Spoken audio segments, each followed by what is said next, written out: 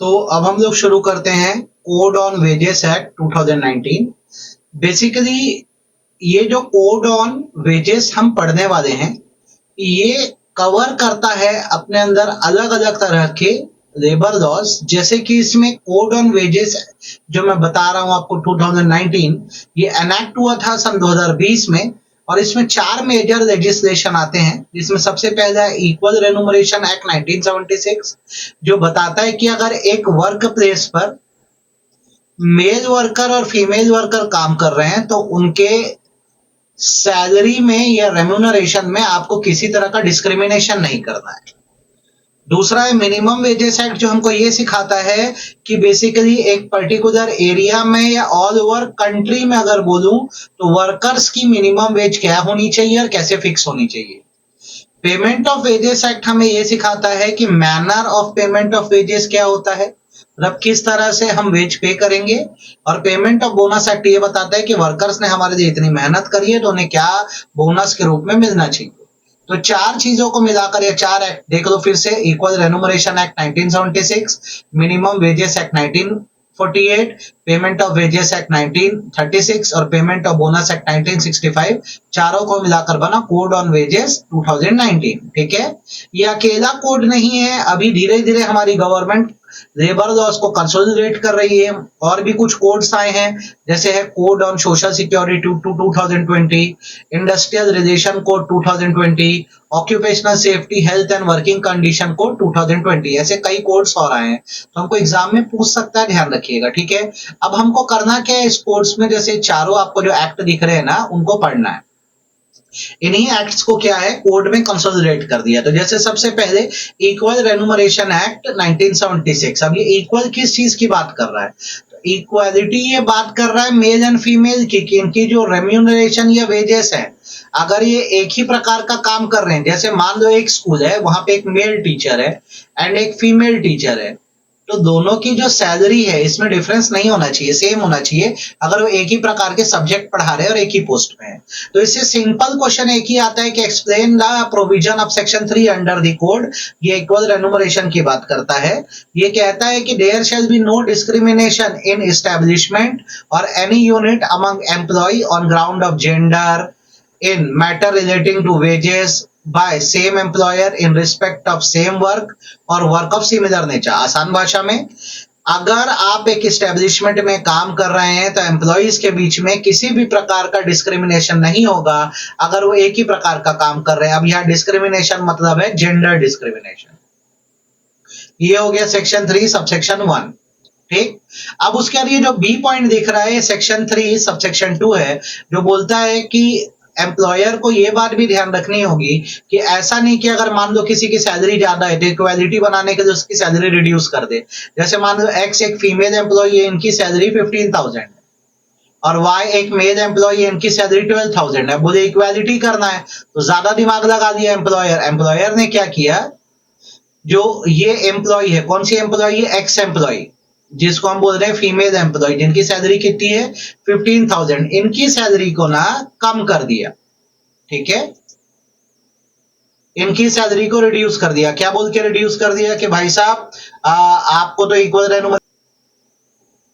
तो यहां तक मुझे लगता है आपको समझ आ गया है। ठीक है, तो ऐसा नहीं कर देना है कि भाई किसी की सैलरी ज्यादा है तो उसको रिड्यूस कर दो, हम तो इक्वालिटी की बात करें। नहीं, हमें ये देखना है कि अगर सेम वर्क कर रहे हैं तो दोनों को सेम सैलरी मिले। सिमिलरली, जैसे अगर मान लो आपके रिक्रूटमेंट प्रोसेस चल रहा है, भर्ती प्रोग्राम चल रहा है, तो उसमें भी आपको ना रिक्रूटमेंट के समय किसी प्रकार का डिस्क्रिमिनेशन नहीं करना है। ये किसके ऊपर बोला जा रहा है, एम्प्लॉयर को। तो ये है आपका इक्वल रेन्यूमरेशन एक्ट सेक्शन 3। अब इसके बाद बारी आती है मिनिमम वेजेस एक्ट की 1948। मिनिमम वेजेस एक्ट का जो कहना है वो ये है कि जो लेबर क्लास पीपल है उनको डिग्निटी से एक बेहतर वेजेस मिलना चाहिए। अब सवाल है कितना मिलना चाहिए, तो हमारी सरकारों का कहना है कि हम ही minimum rate of wage fix कर देंगे जो वर्कर को मिलना चाहिए। तो सेक्शन 8 क्या है, प्रोसीजर बताता है कि मिनिमम वेज कैसे फिक्स की जाए। ये क्वेश्चन आपको 7 मार्क का एग्जाम में आ सकता है, explain the procedure of fixing minimum rate of wages. तो दो मेथड से minimum rate of wages fix होती हैं। एक होता है कमिटी मेथड, इस मेथड में क्या करती है जो अप्रोप्रिएट गवर्नमेंट है, आपको इसका मतलब मैंने पहले ही बताया है, सेंट्रल गवर्नमेंट और स्टेट गवर्नमेंट दोनों को ये अप्रोप्रिएट गवर्नमेंट माना जा सकता है। ये कमिटी बनाती है, ये कमिटी बराबर इंक्वायरी करके रिकमेंड करती है किसको, गवर्नमेंट को, कि कैसे minimum rate of wages fix की जाए। ठीक है, कमिटी में होता कौन है, तो इसमें रिप्रेजेंटेटिव होते हैं इक्वल नंबर के, किसके किसके, एम्प्लॉयर के और एम्प्लॉय के। इनके अलावा जितने भी टोटल मेंबर होंगे उसमें 1/3 इंडिपेंडेंट पर्सन होना चाहिए। तो सपोज करो एम्प्लॉयर की तरफ से 6 लोग हैं, एम्प्लॉई की तरफ से 6 लोग हैं, तो 6 और 6 कितना हुआ, 12। अब इसके बाद इसमें टोटल जितने भी हुए उसके 1/3 जो है इंडिपेंडेंट भी होने चाहिए। तो 12 का 1/3 कितना होगा, आप बताओ, खुद ही बताओ, गेस करो, बोलो कितना होगा 12 का 1/3। तो 12 का 1/3 होगा 4, 4 इंडिपेंडेंट पर्सन होना चाहिए। ठीक है, तो ध्यान रखिएगा इक्वल नंबर ऑफ लोग कहां से होंगे, एम्प्लॉयर और एम्प्लॉय की तरफ, और जितना भी टोटल होगा उसके 1/3 इंडिपेंडेंट पर्सन होंगे। ये कमिटी। दूसरा मेथड होता है नोटिफिकेशन मेथड, इसमें कोई कमिटी नहीं बनाई जाती, इसमें जो अप्रोप्रिएट गवर्नमेंट होती है एक प्रपोजल पब्लिश करती है बेसिकली, कि भाई हम जो है मिनिमम रेट ऑफ वेजेस नहीं ला रहे हैं, उसको रिवाइज कर रहे हैं। और इससे क्या होता है, जो भी अफेक्टेड पर्सन है जैसे एम्प्लॉयर है, एम्प्लॉय अपना सजेशन या ऑब्जर्वेशन दे सकते हैं 2 महीने में। अब जितने भी सजेशन या ऑब्जर्वेशन आएंगे उनको देख कर या मद्देनजर रखते हुए minimum rate of wages fix कर दी जाएगी, रिवाइज कर दी जाएगी। जब भी फिक्स की गई, जैसे नवंबर के महीने फिक्स की गई, तो ये इफेक्टिव होती है 3 महीने बाद, ये ट्रांजिशन पीरियड कहलाता है। हमेशा याद रखना, सरकारें 5-5 साल में, 5-5 ईयर में मिनिमम रेट ऑफ वेजेस को रिवाइज या फिक्स कर सकते हैं। ठीक है, दूसरा क्वेश्चन हमारे सामने ये आता है कि बताइए किस तरह से minimum rate of wages fix होती है।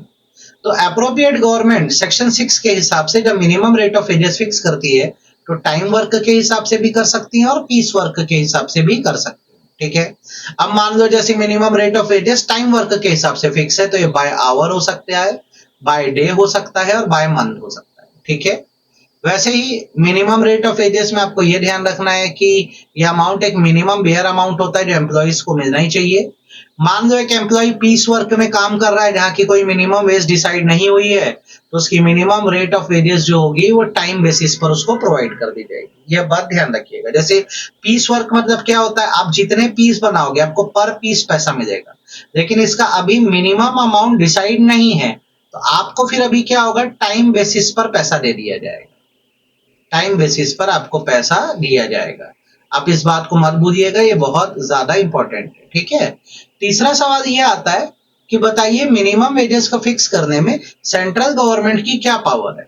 तो सेक्शन 9 एम्पावर करता है सेंट्रल गवर्नमेंट को कि वो मिनिमम स्टैंडर्ड ऑफ लिविंग देखकर मिनिमम वेजेस फिक्स कर सकती है। किसका minimum standard of living, workers का। सेकेंड थिंग, अगर सेक्शन 10 ये भी बोलता है कि गवर्नमेंट के ये भी पावर है कि रूल बना दे कि अगर कोई वर्कर वर्किंग डे से कम काम किया तो भी इसको फुल डे वेज मिलेगी, जब तक ये पता ना लगे कि वो अपनी विलिंगनेस से गायब हुआ था या कोई और ऐसा ही रीजन, तो फिर उसको वेज देने की जरूरत नहीं है। वैसे ही सेक्शन 11 क्या बोलता है कि अगर एम्प्लॉय जो है 2 या 2 से अधिक क्लासेस जैसे टाइम वर्क, पीस वर्क, अलग अलग जगह पर एम्प्लॉयमेंट पे जहाँ पे डिफरेंट मिनिमम वेज है, इसमें जो सबसे फेवरेबल या बेनिफिशियल वेज होगी वो उस वर्कर को क्या की जाएगी, पे की जाएगी। तो अभी आप देखिए कोड ऑन वेजेस में मैंने आपको 2 एक्ट बता दिए हैं, आप इसको आज बाय हार्ट करो। एक मैंने बताया इक्वल रेन्यूमरेशन एक्ट और एक बताया मिनिमम वेजेस एक्ट। ये तो एटलीस्ट आप एकदम अच्छे से कर दो, फिर अपन इसके बारे में आगे बात करते हैं। कोड ऑन वेजेस को हम नेक्स्ट लेक्चर में कंप्लीट कर देंगे।